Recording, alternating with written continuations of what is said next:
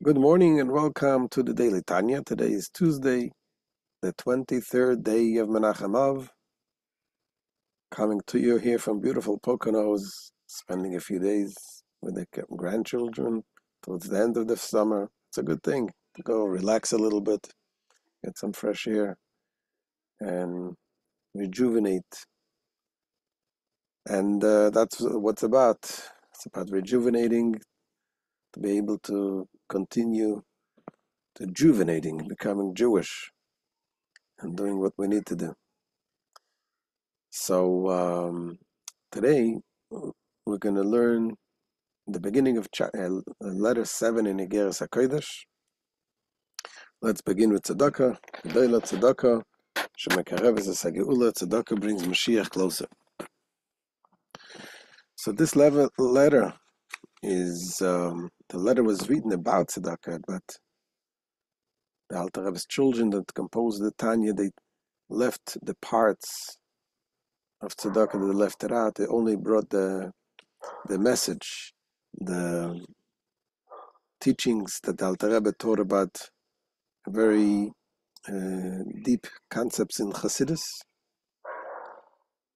talking about Hashem, talking about the portions, the shares that each one has in Hashem through the Torah, through the mitzvahs. There is individual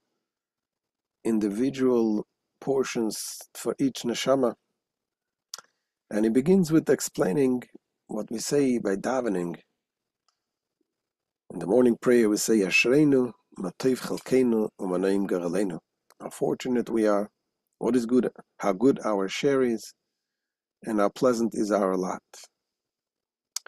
And he's going to explain this, and he's going to go ask a few questions, and going further explaining other concepts in Chassidus, and ultimately coming to circling around with the answer to these questions. Let's begin. It says, Alter Rebbe, Ashreinu, Matov Chalkeinu, Umanaim Garaleinu, Chulu. Fortunate are we.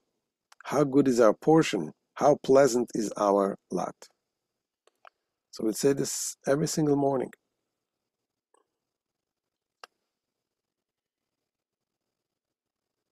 Then there is another verse the Alter Rebbe quotes. It says, Hashem enos chelki v'goymer, chavolim noflu li v'goymer. God is the allotment of my portion and of my cup. You support my lot that tracks apportioned by lot have fallen unto me pleasantly. Indeed, I have a goodly heritage.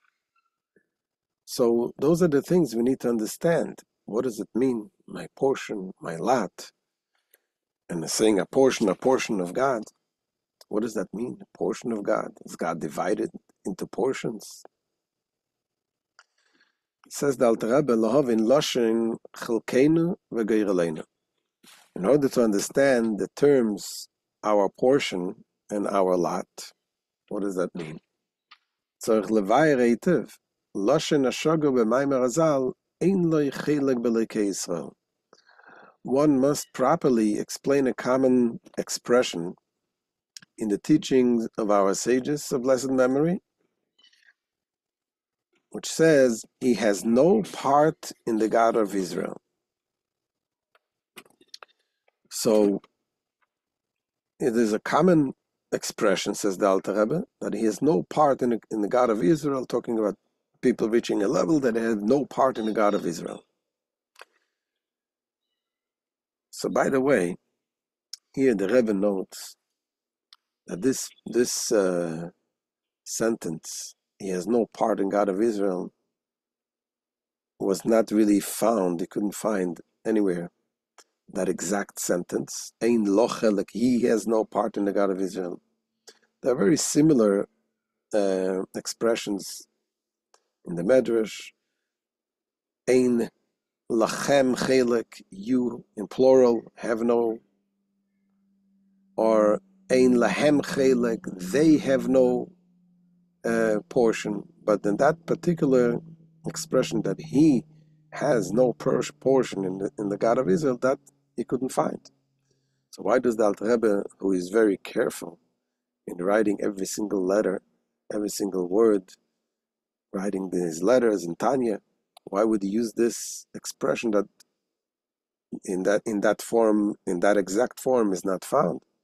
And the Rebbe said, and the Alter Rebbe is very careful talking about someone that has no portion in the God of Israel. He doesn't, first of all, doesn't want to use the direct tense like Menachem, you have no part.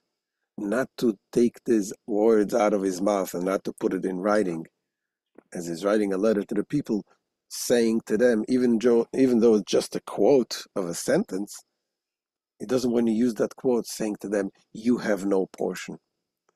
And also, he doesn't want to say they have no portion, which is plural. He minimizes the effect that can have. And he says, Ein loy chelek, he has no portion. So he's not talking directly. He's talking to a third person, and he's not talking to a third person in a plural, but at least talking to a third person in singular. So that's, by the way, a good lesson, how one should be always careful. We should always be careful when talking to people, using clean language, not talking in negativity, even though we not really mean it. But even mentioning the words that you utter, the words that you write, has an effect. So that's only a side note. So back to the point that the Rebbe is asking, what's that? What does it mean when we're saying no portion in the God of Israel? Ki agam delachayre loy shayach lashon chelek klal b'lekusis borich. Now it would seem that a term like part cannot possibly be applied to God. She'eina mischalek lachalakim chas v'shalom, because he is not divisible into parts, heaven forfend. So to understand this, the Alter Rebbe quotes another verse that also needs explanation. It's a verse that talks about Yaakov, our father Jacob, and he built an altar after being saved from Lavan, from Esav, and he built an altar and he called it Keil Elokei Israel. Achayinin k'mo shekosov b'Yaakov ve'ikra lo Keil Elokei Israel. This concept can be understood by considering a verse concerning Yaakov that he said, and he called him Keil, God of Israel. So this verse has different ways of understanding. What does it mean? Who called who God of Israel? One interpretation is that Yaakov built an altar and he called this based on he built it in honor of God, which is the God of Israel, because Yaakov's name was Israel. Another interpretation is Va'ikra lo, God called Yaakov Keil Elokei Israel. God, this is in the Medrash, that God called Yaakov Keil. And that is something that needs to be understood. How could you term a human being by the name God? So, in order to explain this, the Alter Rebbe goes on now to explain a different question of what does it mean when we refer to Hashem, Hakadosh Baruch Hu, the Holy One, blessed be He. When we're saying we're turning to Hashem, we call Hashem Hakodesh Baruch Hu. Kodesh means holy, means separated, completely aloof, above and beyond. The word Baruch means drawing down. That He is Baruch, He is that same God who is aloof and separated and elevated, exalted. He is drawn down into this world. So this is what the Alter Rebbe is going to focus on now. Says the Alter Rebbe Pirush, and later on, as we said, he's going to come back to answer the questions. Pirush Kine be'emes HaKadosh Baruch Hu kishmoi kein hu. So the meaning of this verse is as follows: in truth, the Holy One, blessed be He, is true to His name. So which means as follows: Ki av de iyu memale kol almei milyonim etachtenim, rum amayles ad la'oretz alazu achumris, because though He permeates all the upper and lower worlds, from the peak of all levels to this lowly corporal world. K'meshe kosov, alois hashamayim v'sa'oretz ani malei ani mamish. As it is written, do I not fill the heavens and the earth? Meaning, I, my very self. What is he saying? There is two verses that seem to be saying the same thing, but not the same thing. One verse says, that we just read, Alot hashamayim et haaretz ani malei, do I not fill the heaven and the earth? The other verse says, Melo kol haaretz kevodo, that is, His glory is filled the entire earth. When we're saying the glory of Hashem fills the earth, we're talking about, as we'll soon see, not the very essence of Hashem, but the essence of Hashem, the way it is reduced into the glory, the light, the shine of Hashem fills the earth. Here he says, in this verse, it says, the heaven and the earth I fill. That's a verse in Jeremiah. And saying that heaven and the earth I fill. What is he saying? He's talking about the very essence of God. In the very essence of God, He fills the heaven and the earth equally. The spiritual worlds and the physical worlds are equally, they're equally as far as not as having no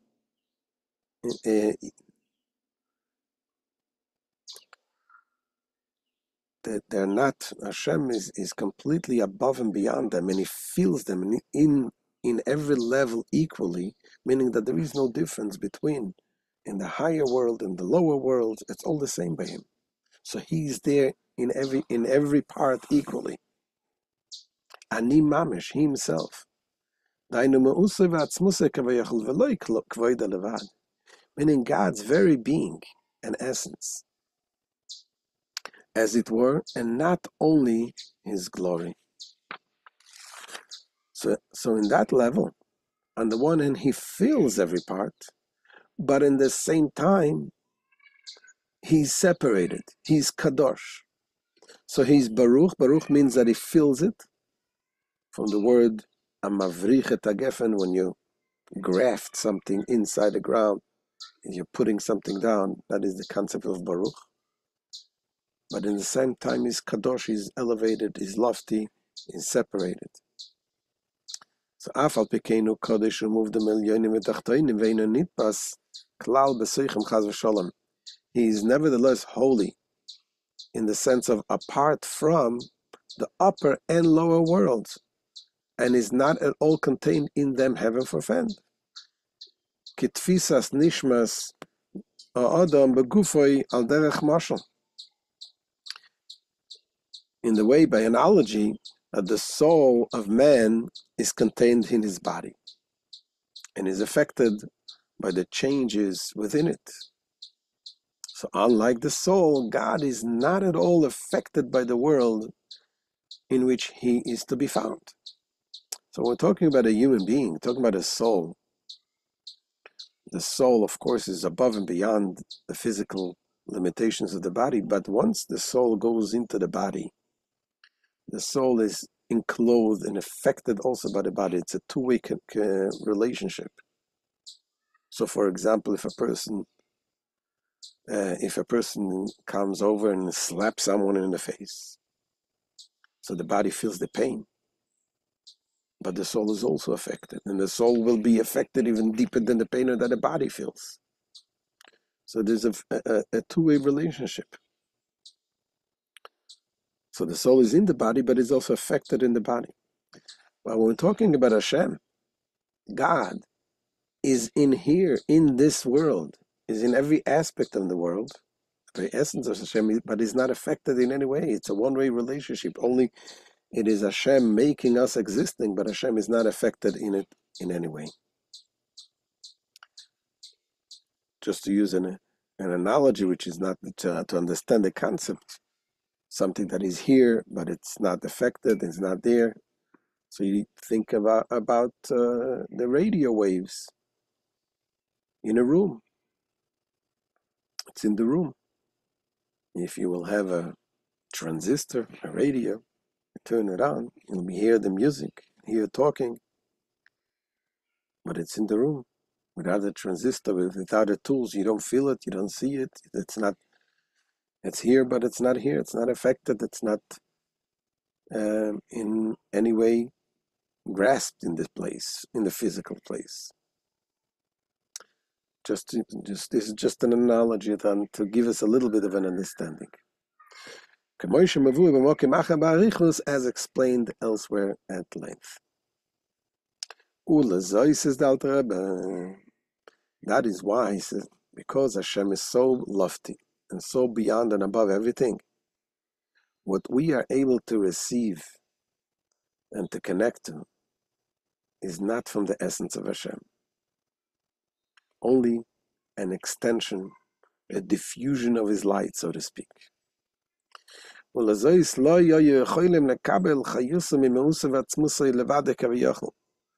this reason, meaning since God is entirely distinct and apart from all worlds, they could not receive their life force from his being an essence in itself, as it were.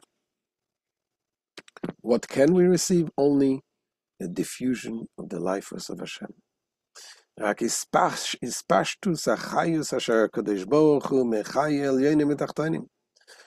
than the diffusion of the life force, whereby the Holy One, blessed be He, animates the upper and lower worlds. And this is, metaphorically speaking, like radiance shining from His name. There is the name of Hashem. Just like a person has a name, it's not the person himself. The name is something that relates to something outside of him. But the name of Hashem is one with the person. The name of a person is one with the person, meaning when it's connected with the essence of the person. When you call someone by name, it touches this very essence of the person. And the same thing, we're talking about Hashem and His name. The name of Hashem is one with Hashem Himself. And from the name, there is a ray that shines. And the ray that shines from the name is what can be clothed and dwell into the lower worlds to receive the godly energy. So God's name is itself merely a radiance from it. There emanates yet another radiance, Shehu Shmoy Echad, for He and His name are one. For which reason a ray that emanates from His name is able to animate the various worlds. Thus it is written, for even His name alone is exalted. Meaning God's name is exalted alone, standing apart from all the worlds which it transcends.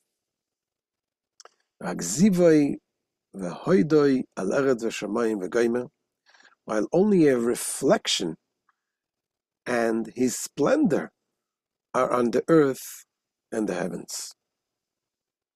So only a reflection of the name of Hashem.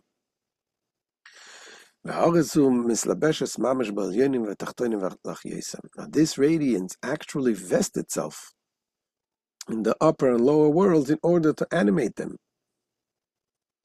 When it passes b'seicham al yedei memutzoim rabim, it is contained in them by means of many intermediaries, meaning different levels that are related both to the levels above and below them, thereby enabling them to serve as conduits for the transference of the radiance. Think about, for example, the sun. The sun is such a powerful light. You look at the sun, you'll get blinded. You can't look at the sun. But there is a certain way that we are able to enjoy the light of the sun and look at it. Which way? When we look at the moon. When you look at the moon is like an intermediary. It receives the light of the sun and it reflects the light of the sun to us in a way that it's already through the intermediary, and that's how you can look at the moon. So this is just an example to understand that the light of Hashem itself, we are not able to contain, only when it comes through different filtering, different intermediaries and contractions, and by means of numerous and intense contractions. In downward chain-like progression through the levels of the various worlds in a sequence of cause and effect, and so on. So within every world, the lower level develops from the higher level by way of cause and effect, the higher level serving as the cause and the source of the lower. So after all these contractions and descent, then the light manifests itself within the various worlds by becoming vested in them. So this is the end of today's shir. Gives us a little introduction, a little understanding in the way Hashem animates the world. And this is the Hakodesh. Baruch Hashem is a Kodesh, lofty, separated, elevated, and yet comes through all these various contractions and filtering and intermediaries to bring down so that we can receive the light of Hashem. So, see you tomorrow, B'ezrat Hashem. Have a wonderful day.